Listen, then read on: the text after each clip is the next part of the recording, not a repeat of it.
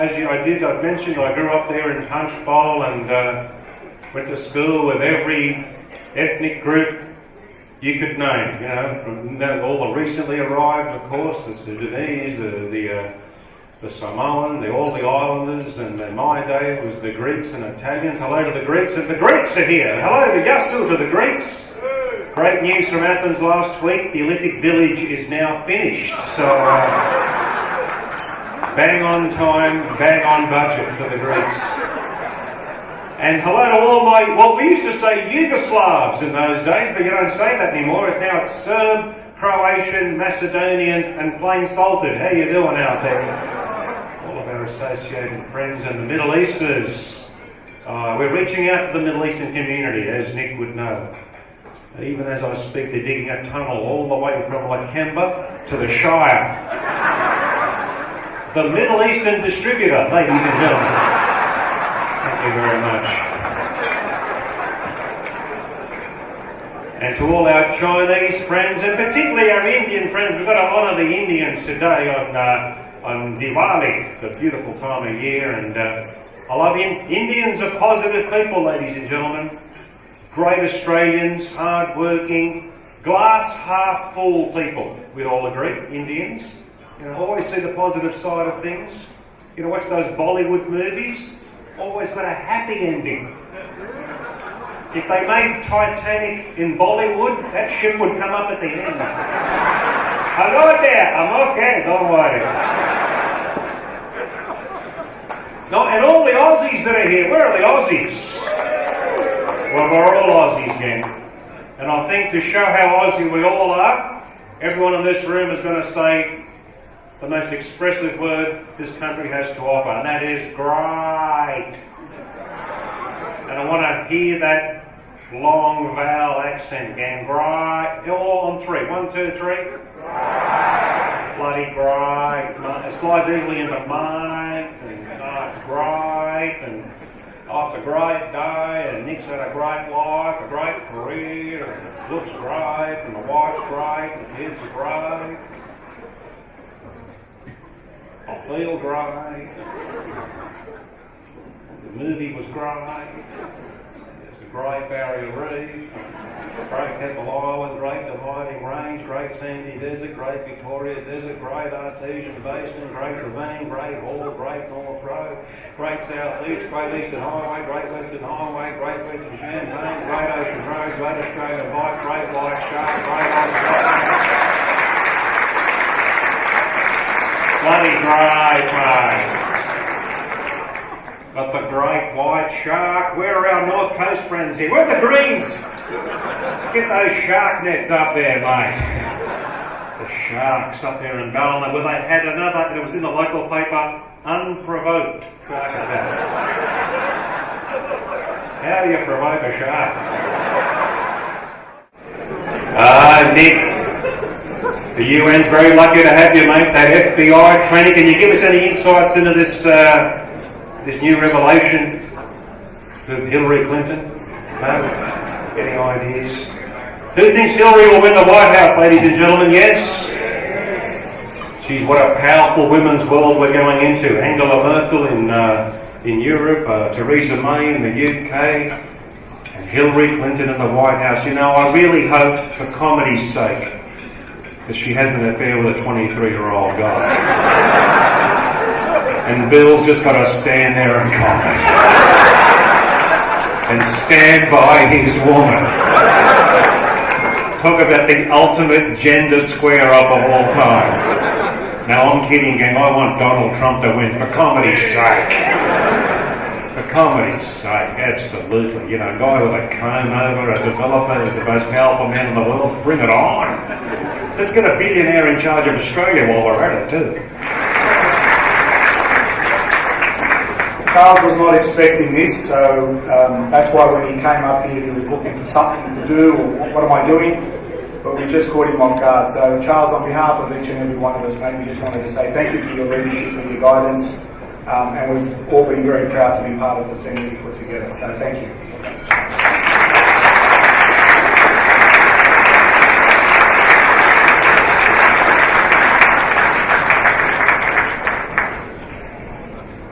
Nick wears his cultural heritage proudly.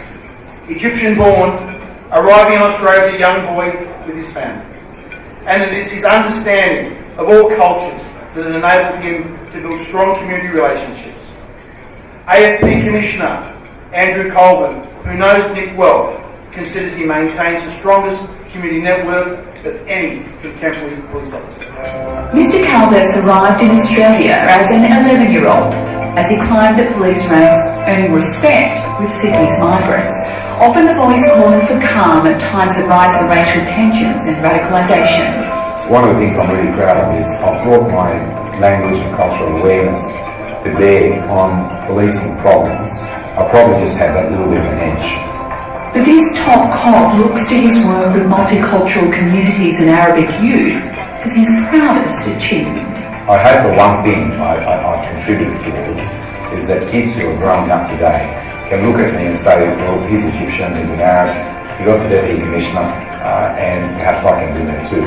If you reach kids who are disengaged and alienated in whatever community, but certainly even in the Arab community, and engage them at a younger age, then you probably won't have anywhere near as many problems.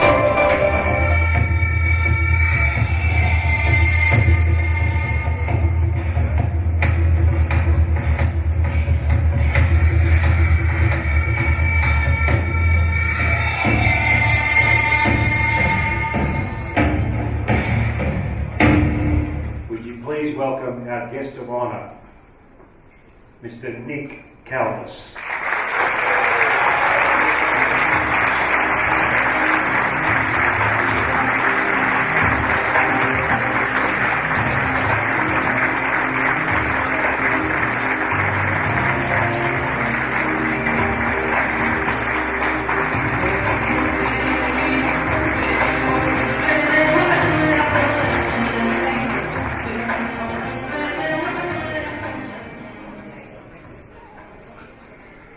After that introduction, I can't wait to hear myself, as they say. Thank you, ladies and gents. Please bear with me. I won't go through the whole list of dignitaries again. You've heard it a couple of times, but I do want to mention some people as we start. So, distinguished guests, ladies and gentlemen, I'm honoured, I'm really humbled today just by the gathering you've got here and the calibre of people in the audience. Just looking around the room, there's so many old and new friends here. I do want to mention a couple of people, even though I wasn't going to go into names. Barry O'Farrell, I'm not sure if he's still there or not, but there's Barry O'Farrell, John Brogden, Luke Foley, I'm not sure if he could make it either today. His deputy Michael Daly's here. David Shoebridge from the Greens, Robert Borsak and the Shooters are here as well. The Reverend Fred Nile and the Christian Democrats. Peter Khalil, I'm just going to go through the politicians very quickly. He is a politician now. We're so proud of Peter Khalil. He spoke earlier today. He's the first Egyptian in the federal parliament. But I also want to acknowledge Edmund Atala, who is the first Coptic and the first Egyptian in any parliament anywhere in Australia, possibly outside of Egypt.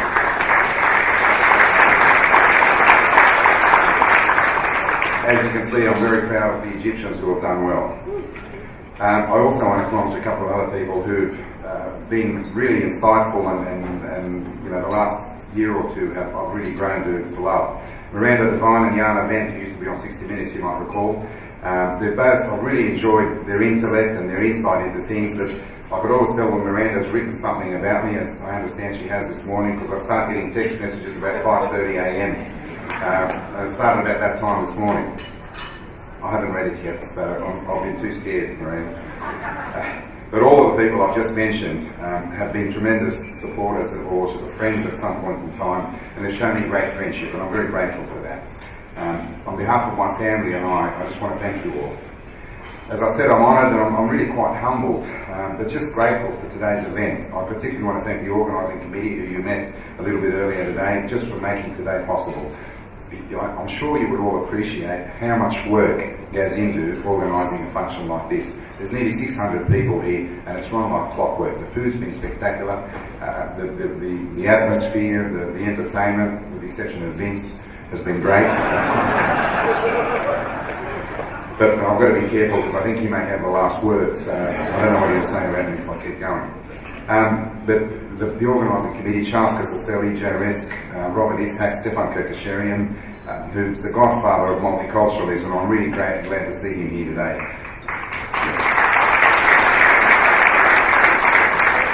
John Caputo, Dondon, Jatanus, Yatenda Gupta, Nahi Kaur, and I hope I haven't left anyone out. I also want to acknowledge Michael Naguib, who's another Egyptian I'm very proud of, CEO and Managing Director of SDS. And most of the footage that you watched today is actually because Michael has put together, and I'm very grateful for his friendship. I do want to thank Vince Sorrenti. He's been great. I've enjoyed his act for many years, and he usually picks on me in the audience. He's had a field day today, but he is, you know, the fact that he talks about being a WOG and all of that in a way that gives communities dignity, even though he makes fun of the Aussies and all that, it causes people to hold their head up. So I love his work. I can't see him, but wherever you are, I love you, Vince. Anyway, thank you, Vince. Thank you. I'm very grateful for the words that have been read today, both from the Leader of the Opposition federally and the Prime Minister.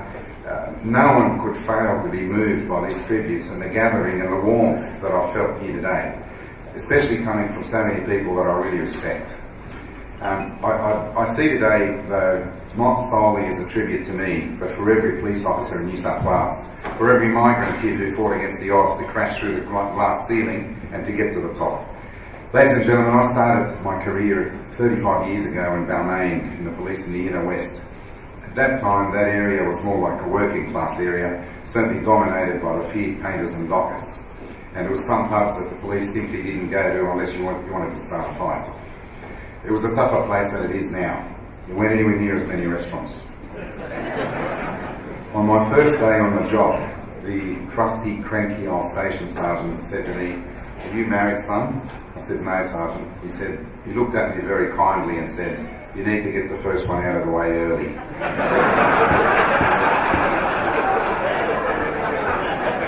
There was an expectation that you would sacrifice everything for the job, that home and otherwise would always come second. And I hope things have changed, and I hope we're in a better place now looking after people. But ladies and gents, I've come back to Sydney a couple of weeks ago and completed an investigation for the UN into the use of chemical weapons in Syria.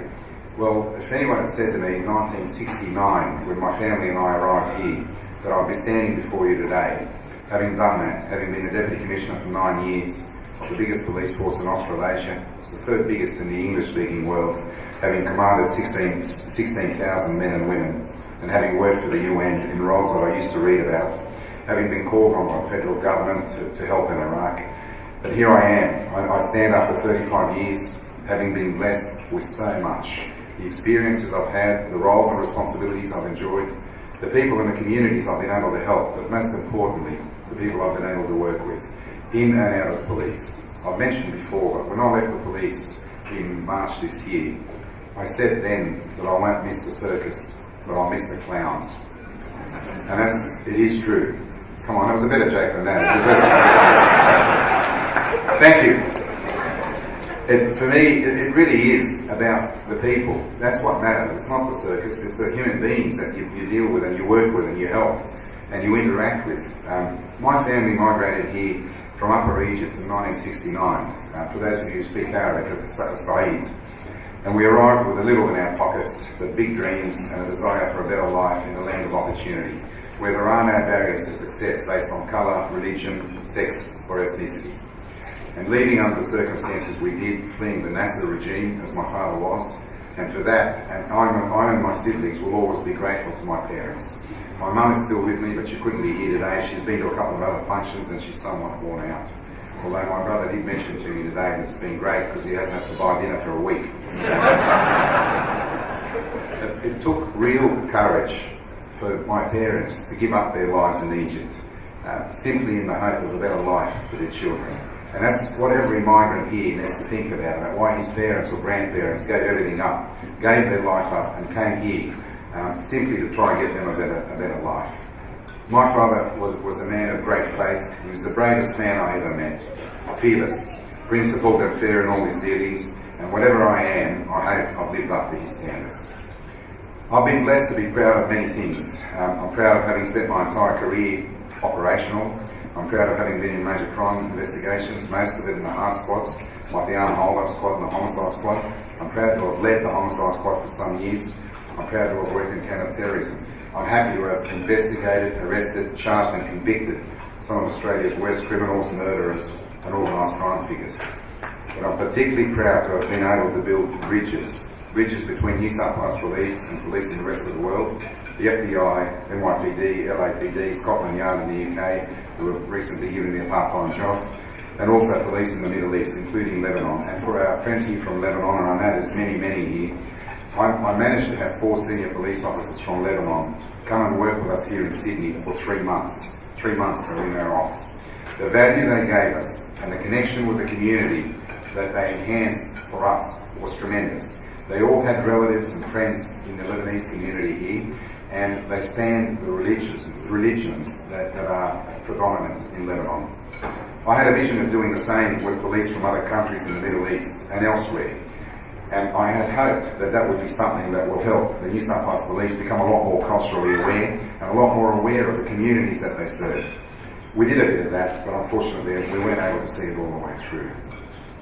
I'm proud of having established a number of units, a community contact unit, which was dedicated to engagement with the communities we serve. The Police Multicultural Consultative Committee, many members of them are here today.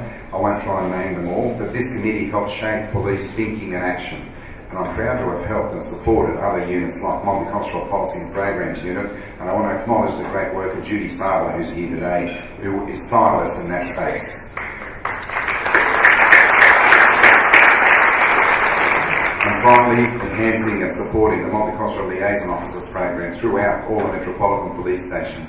All the Metropolitan Police Stations have not police officers, but officers who speak another language, come from one of the communities, and they're there simply dedicated to acting as a conduit and a window between us and the communities. And I know Gandhi is here from Campsie, who's been the godfather of all of that effort as well.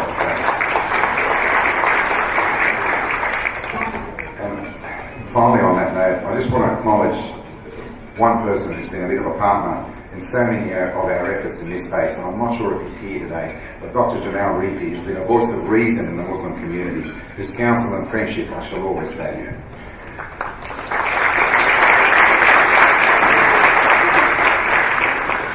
As I said, most of all, I think I'm proud of my work building bridges with the many migrant communities, the communities we serve, the Arabic community, the Muslim community, the Jewish community, the Hindu community, the Asian community, and so on. You are all here today in very large numbers. Have a look around this room. How good is it that such a diverse group are sitting down together in harmony, breaking bread together, and if you continue that comradeship long after I'm gone, I'll be happy.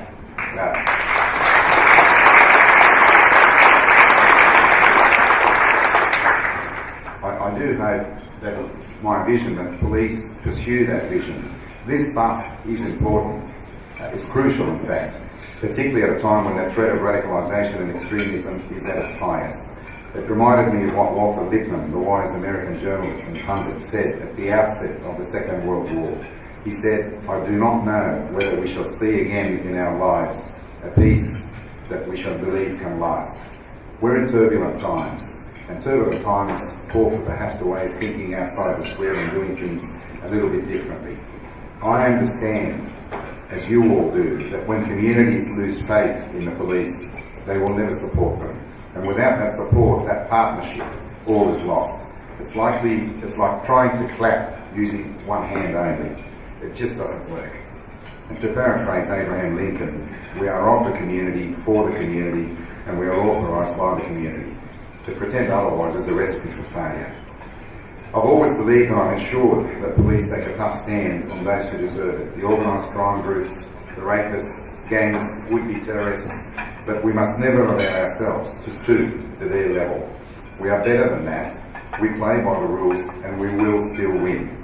As we did against gangs like Brothers for Life, which has been cannon fodder for Vince for a while, and other gangs. I can tell you that most of the information that police rely on, which helps arrest these bad guys, comes from the community, from you. If you don't have faith in us and you can't pick up the phone comfortably and tell us what's happening, we'll never know what's happening out there. But we have a sacred duty, the police have a sacred duty to earn and to keep that trust. And that's what we've got to work at. I hope that police continue to play a lead role in helping communities deal with the scourge, that disease we face today of radicalisation, extremism, fanaticism.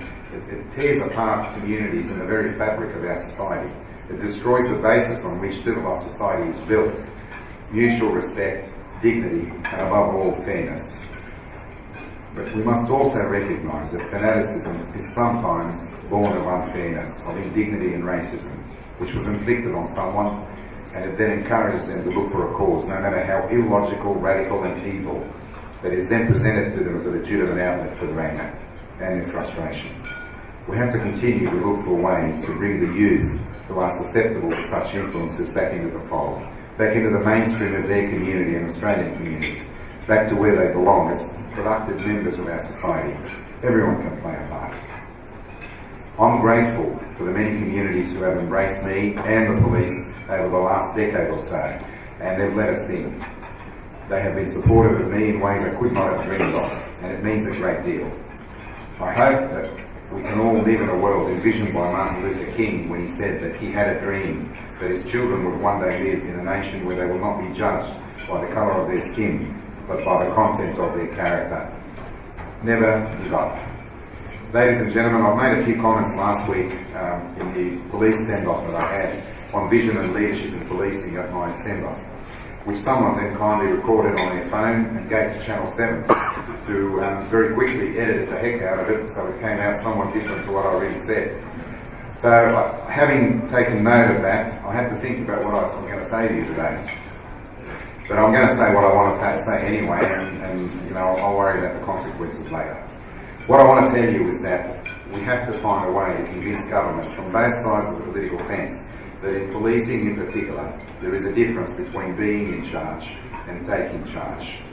That the police leadership that politicians pick and they select to lead police forces is crucial, and it has to be people with credibility and experience, not just those who are certain to agree with them. Politicians have a duty, a sacred duty to the public, to be serious in their selection of police and emergency services leaders. And the guiding rule for selecting senior police in particular should be this: those who have never walked in your shoes have no right to lead you.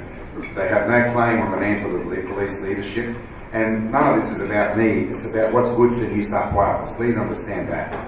Further, I'd say that in policing, government should recognise that reform primarily has to come from within. It can never be purely imposed externally from outside.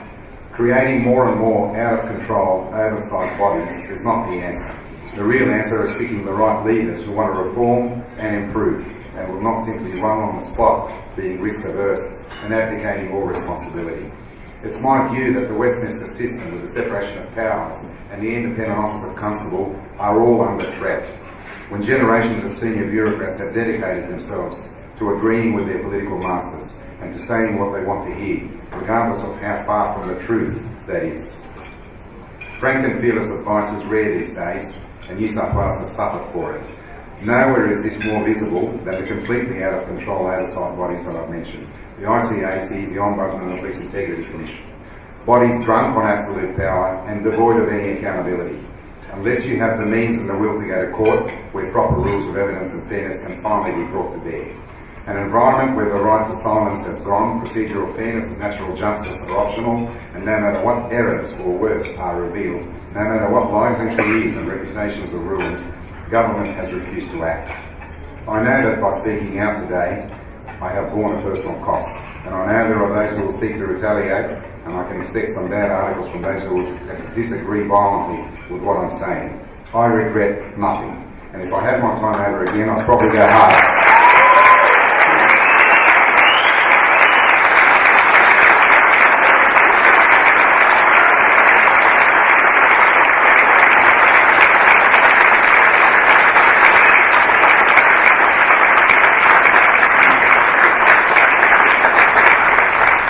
I couldn't look at myself in the mirror in the morning if I stayed silent, and in many ways I speak on behalf of the many victims of this tragic unfairness, and some of them are here today.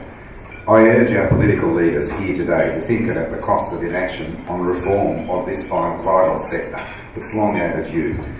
I've said my piece and I'll leave it at that, and I'll move on to more pleasant matters. I don't want my message today to be negative, because I'm not negative. I'm looking ahead, and there's so much positive that I want to talk to you about. I have been successful, and I hope that I did and I can be a role model for other migrants and minorities who seek a career in law enforcement in particular. I hope that the next migrant kid that joins the New South Wales Police goes a step further than me and gets the Commissioner's job. And I hope they all remember what Michelle Obama said once. That is, when you go through the door of opportunity, you don't slam the door on those who follow you. You hold it open for them. I want to acknowledge a few people. A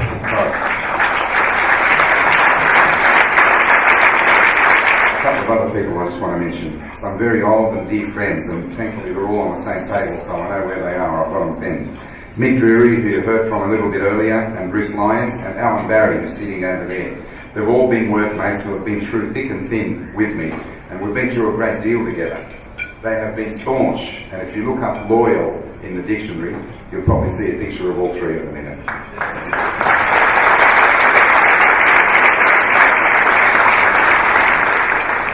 There's a group of people here I went to school with some 40-something years ago, and it really scares the hell out of me, but I've known these blokes for over 4 decades. Graham, Mark, Alan, Tony, and their lovely partners, Sue, Chrissy, Mandy, and Giselda.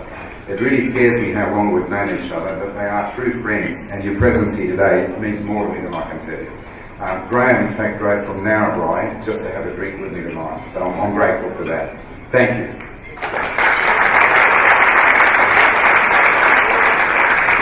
And finally, my family. My son and my daughter are here. I have another daughter who couldn't make it, but Luke and Simone are here, and my sister and my brother-in-law and my brother, and their families, and my nieces, Yasmin and Dina, who travelled all the way from Brisbane to be here today. Then there are all my cousins. I could never forget you, who are also here in somewhat large numbers. My father was one of 11, and my mother was one of 6, and they didn't have Foxtel in other Egypt.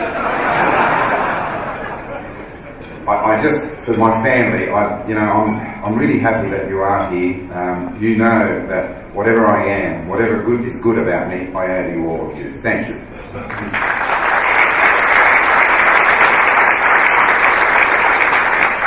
I know I said finally, but I lied. There is one other thing, and it's probably one of the most important things. This is my long-suffering wife, Natalie, without whom I could not have got through the past few years. Twice she gave up her career to follow me to far-flung places because we wanted to be together, and when I've taken overseas assignments, she's always come with me.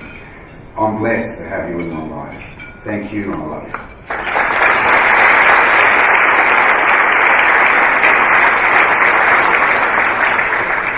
Ladies and gents, I hope that was nice and brief. There's a tradition in the police where cops who are retiring tend to speak. I think the record was about 3.5 hours. After my wife said, if you do that, I'm going to shoot you, I decided to try and time myself, and I think I've come in on time. God bless each and every one of you. Thank you for being here today. You've made me incredibly proud. This day, my family and I will never forget.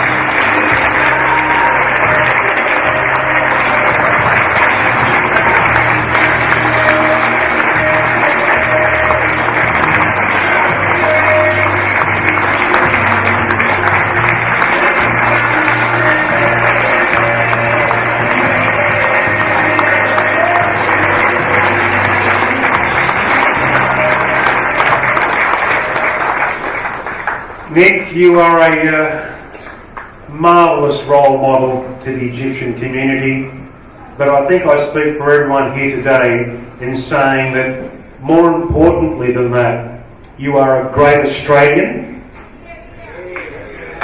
and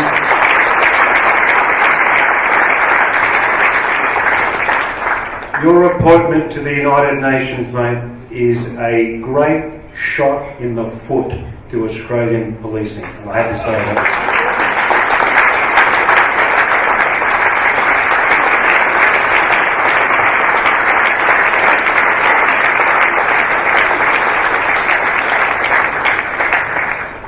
Italian. You can't have one of these without giving a gift to the guest of honour. So we have something for Nick Kaldas, and can I say, Nick, thank you so very much for, I don't know, something happened in my life because you've come into it.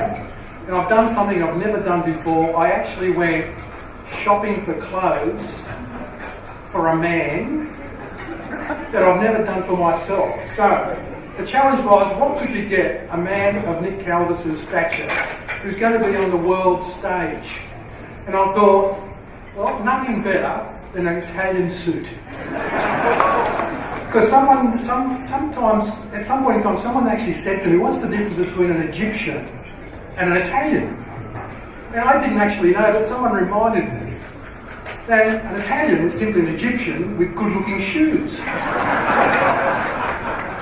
So Nick, I'm actually Egyptian with shoes. No, we don't throw our shoes, we keep them on. So can I ask Maria to present to Nick Kaldas? What's behind that is a really wonderful, beautiful suit. I think it's Italian, and it's I'll tell you what, getting him to actually say he likes this suit, because it's a little bit out there, seriously, look at that. That's Italian.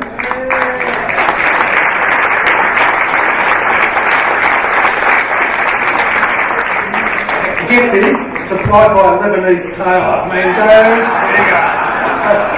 From Malaysia. Michael, thanks very much.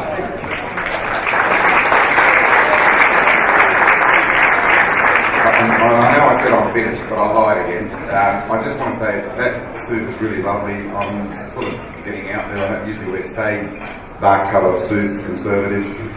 Things changed for me when I left the cops. I didn't have a haircut for about 4 or 5 months until my wife refused to have anything to do with me. All of a sudden, I can't travel in the bus lane, I've got a bit of petrol in the car, can't park at the police parking. It's been a real adjustment for me.